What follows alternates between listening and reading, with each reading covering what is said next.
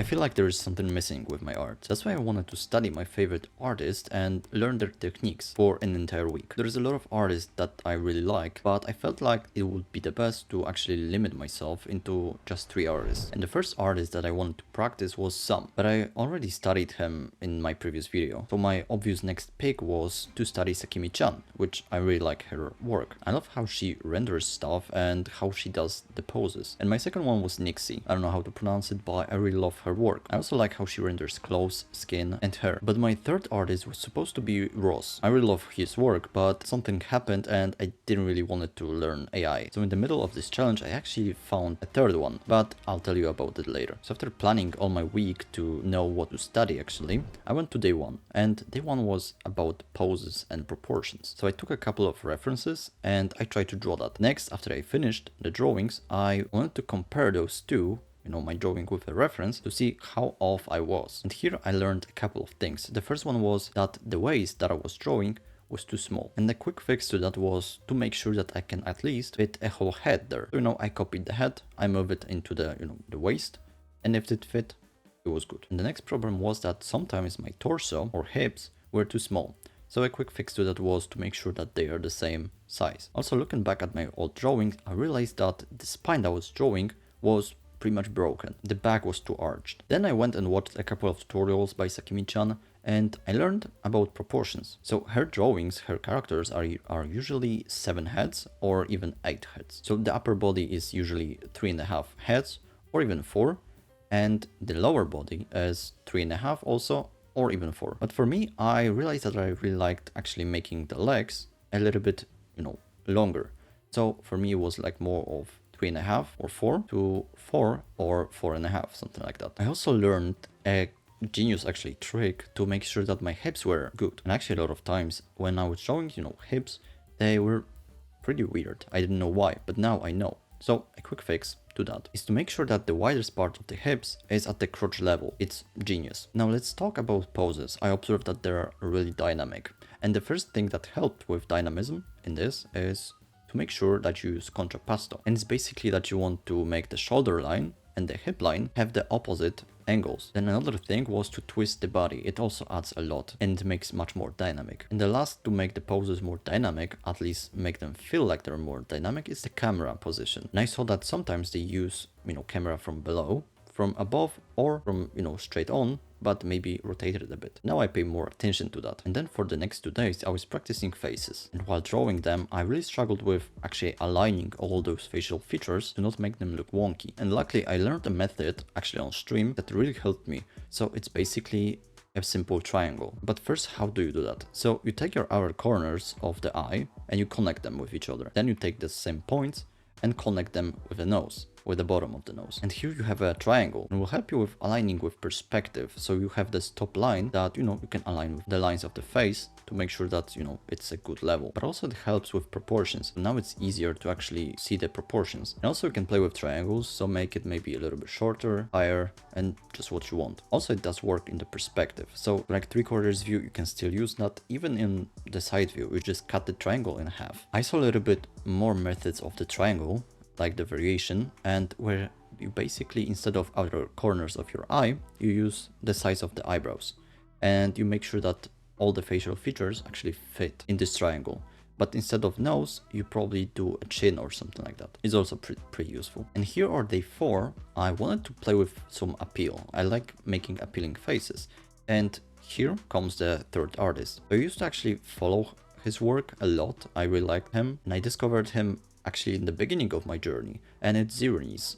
I think that's how you say that. But first I got a random thought that I wanted to experiment with brushes, and I used a full hard brush with no pressure opacity. So it's much harder to actually use that. Your strokes have to be more intentional and actually confident, and it's much harder to make it more appealing because you can see all the strokes, you cannot really hide them throughout the opacity. But also you don't want to actually draw everything with this brush. So I wanted to actually learn also simplification. But to make it even harder, I didn't want to use any guidelines. I just, freeball it. So here I learned more about line weight. So some places are thicker, some are thinner. And I actually like to put the thicker lines in the areas where would be ambient occlusion. I also saw that other artists do a simple triangle for like a shadow area, usually on the nose, under the lips and, around corners of the eye. And also you lose details whenever you're in the shadows. That's why in noses, I just didn't really draw the segment nostril. And also there are T-lines, to basically show depth and overlap. It really helps. But probably the biggest thing that I learned when drawing faces was the small, medium, big rule. So often when I was drawing faces, they looked weird, wonky, and they lacked something. And to fix that, I used this rule. So what it does, basically creates a hierarchy of facial features. You make some, facial features more important than others. But how you do that? So a small, medium, big rule basically says that, some parts will be smaller, some parts will be, medium size, and some bigger. And we have, lips, nose, and eyes.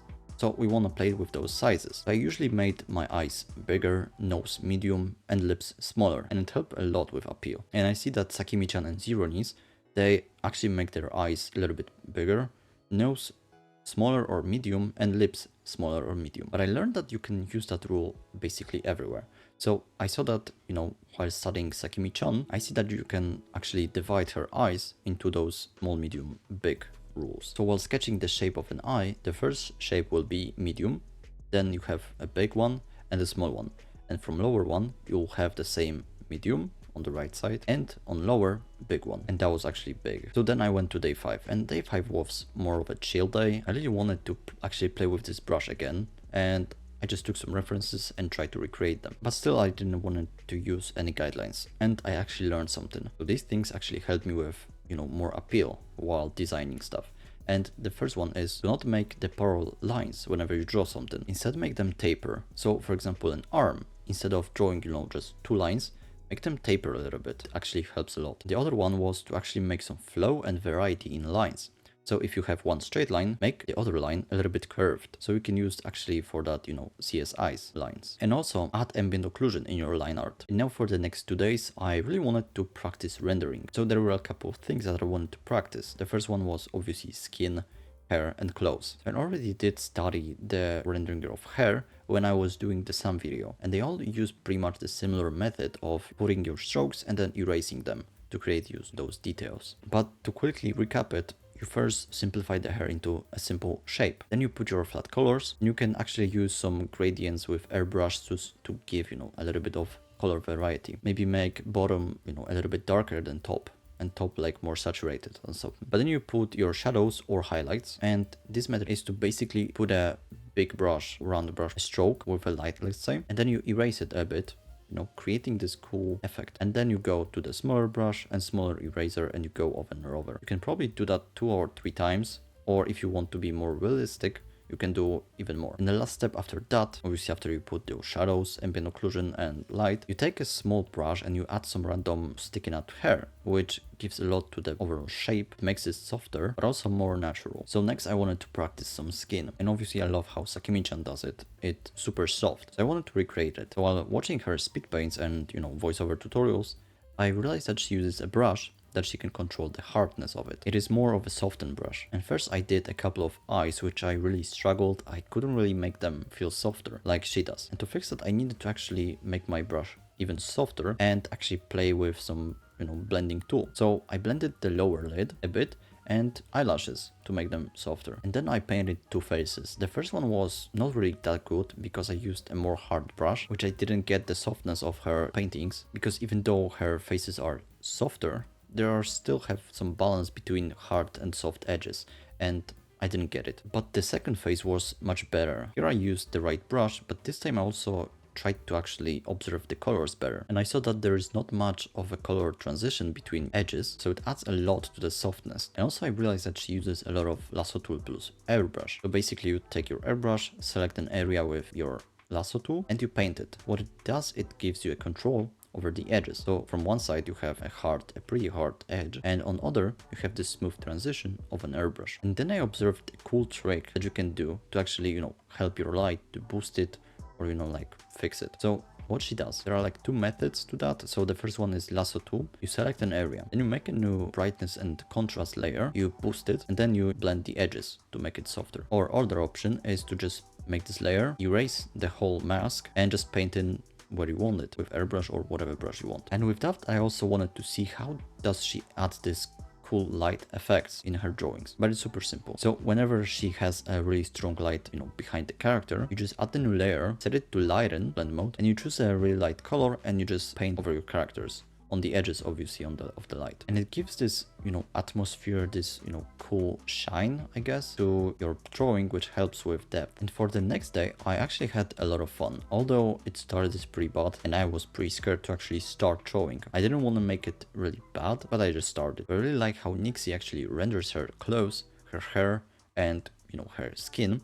So I wanted to practice that. So the skin is super soft, but the texture of the clothes, it's simplified, but it's really nice. It adds a lot of details. So first I draw a simple piece. I started with a basic sketch, then I laid the basic base colors, and with airbrush I did some basic light and basic shadow. And then I took the pretty sketchy harder brush and just painted on the transitions between light and shadows, and it really gave a lot. Although it wasn't perfect, but I was close to how she does it. Then I wanted to render more things, but this time with actually skin. I really like how it turned out, and I really love how metallic, how silky her clothes look.